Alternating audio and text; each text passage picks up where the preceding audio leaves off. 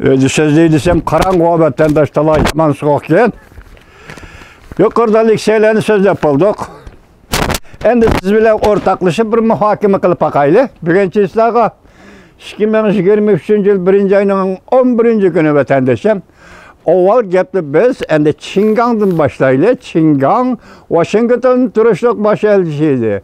Yakında Ministeriya, Taşkı İşler Ministerliği ösürüp Beijing, Çingang'ı Washington'dan elip gitti. Biz dedik Washington'da yaxşı karşı elinmedi. Çingang yaxşı karşı elinmedi. Devlet İşler Katibi Antony Blinken, hatta Prezident Joe Biden Katarlık devlet rehberleri Washington'da Çingang'ı taza karşı almadı. Yani görüşmedi, söhbetli bolmadı diye dedik. Muşundak ahval asıdı Beijing'e kayıtıp ministerlikte öddüge algan Çingang Taşkı İşler Ministeri bulup 9. günü de. Ben başta ettim 10. günü Amerika Koşmuş Ştatları Devlet Meclisi de. Kevin McCarthy, Cumhuriyetçiler Partisi'nin başlığı bu katım Avam Palata başlığı bulup sayılandı degen şundak zil, şundak nazuk, şundak bir ciddi peytte yani siyaseti işpadı bildirişi ciddi peytte yani yeni Cungu meselesi boyunca yeni fevkulladı komitet kurulgan bir peytte ilan kılgan siyasetlerge doğrulap durup atkanda muşundak peytte Çingang Rusya Federasyonu Vladimir Rusya Federasyonu Taşkı İşler Ministeri Lavrov bilen görüştü degen gep vatandaş bu intayin sırlık bir hadise bulup kaldı. Bu intayin sırlık bir hadise bulup kaldı. Çünkü Rusya Cungu münasebeti sizge ayağım bulup geldi. Ben baştan ahire ettim Uygurustan meselesi Rusya bilen Cungu oturusudaki mesele. Rusya bilen Cungu oturusudaki tarihi meselesi. Rusya bilen Cungu oturusudaki diplomatiya tarihi meselesi. Rusya bilen Cungu oturusudaki nöbetdeki mesele. Hatta Xitay Kompartiyasının Uyguristan'da ceza lageri kuruluşu mu Vladimir Putin, Prezident Vladimir Putin'in qo'shilishida o'tgan bo'lishi mumkin. Çünkü ben sizlarga so'zlab keldim vatandaşım. 2012 yılı 3. ayının 20. günü Cumhurbaşkanı Reis Xi Jinping Moskvadan qaytib kelibmi bir gün ötmey Uyguristan'ın Maral veşi Serik Buya yezlik yoki mahallilik aholilar rayonida portlash yüz verip şu günden başlap Reis Xi Jinping Uygurlarga zarba berishga başladı. Terörist deb zarba berishga başladı. Bunu koyup turaylı. Endi bu iş Rusya Cungu oturusundaki münasebette birbirini qollash Uyguriston meselesi boyunca birbirini qollashning tipik namoyandasi edi vatandaş. Endikilerli gibimizge konu gapni koyaylı. Bugün az tuyuksuz Rusya Cungu münasebeti de üçtü yok siyasetini bekar kılıp üçtü yok siyasi oturuğa çıkıp ne dedi? İttifaklaşmaslık. Yani ittifaktaş devletlerden bulup kalmaslık. Karşılaşmaslık. Şuna olan üçüncüsü bizim münasebetimiz üçüncü devletke kartılmaslık. Demek növbetteki siyasette Ukrayna meselesi de ve yine başka ağızdan çıkmayan meselelerde Cungu hazır hem de üçüncü taraf bilen karşılaşmaydıgan, üçüncü tarafka karıştırmaydıgan halda. Ne mi dedi?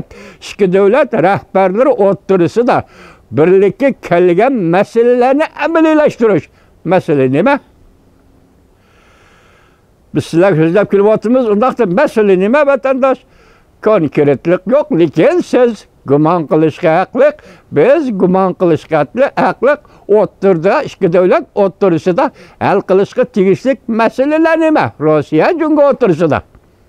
Bugun bu Çingang apandining Cunguda tashqi ishlar ministri bo'lib saylanishi. Burungi konu ministri Wang Yi apandining amaldan qoldirilishi, vazifadan qoldirilishi o'tirisida nima bog'lanish bor? Mesela alayli. Şundak meselelerine Ministeri Wang Yi Rusya'nın Tashqi ishlar ministri Sergey Lavrov bilan hozirgacha so'zlashib keldi degan gap. So'zlashib kelib, o'zining maydonini va Jungoning maydonini deb Sergey Lavrovga topshirdi degan gap. Agar topshirgan vaqtda Wang Sergey Lavrovga barliq masalalarda, muhokama masalalarda hal qilish tegishli rayon xarakterlik masalalar yo'q degan bo'lsa, bugun Chingang chiqib o'tirgan nima dedi? İki davlat o'rtasida tuzilgan o'rtaq kelishim yoki o'rtaq tonishlarning hammasini hamda amaliylashtirish dedi. Demak, Rossiya Jungo o'rtasidagi fikrlarni hamda amaliylashtirish dedi. Bu ish qachon yuz beryapti? 1-oyning 9-kuni. 3-oy ichida ihtimol Reis Xi Jinping Moskvani ziyorat qildi. Balki oxirgi qatam. Endi munosabat mushiya kelganda Ukraina masalasida pozitsiya o'zgaribdi. Rossiya bilan bo'lgan aloqadagi cheksiz ittifoqlik bu yo'l dag'dam yo'l. Rossiya Jungo munosabati abadiy yemirilmaydi. Rossiya Jungo munosabati jonijon manfaatlarni abadiy qo'g'daydi degan shunday talay gaplar endi mayada qilib 3 nuqta yig'in chaqlanibdi. 3-davlatga qaratmaslik, qarshilashmaslik, ittifoq tuzmaslik. Demak, Rossiya siyosatida, Jungo-Rossiya munosabati siyosatida o'zgarish hosil bo'ldi. Buning Uyg'uriston masalasiga ko'rsatadigan ta'sirini men boshda aytdim.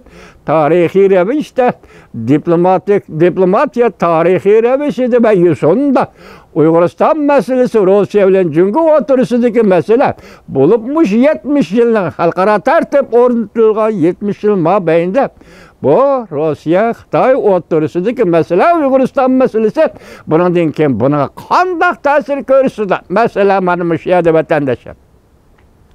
Onu siz gördünüzmü besimde? Amerika Qo'shma Shtatlari Davlat Majlisida qurilgan Jungo masalasi bo'yicha favqulodda komitet. Ikkinchisi, Yevropa Ittifoqi bilan NATO o'rtasida e'lon qilingan birlashma bayonot. Biz tahdid ichida yashayapmiz. Rossiya hozirgi dunyoda birdan-bir tahdid emas, balki tahdid Jungo. Jahon siyosatining qanday o'zgarganligini bu o'zgarish munosabatli qildi. Siz g'arib, biz g'arib, musafir Uyg'urning. Xalqaro jamiyatda musafir Uyg'urning. Xalqaro jamiyat yetim qolgan Uyg'urning. Egisi yo'q Uyg'urning.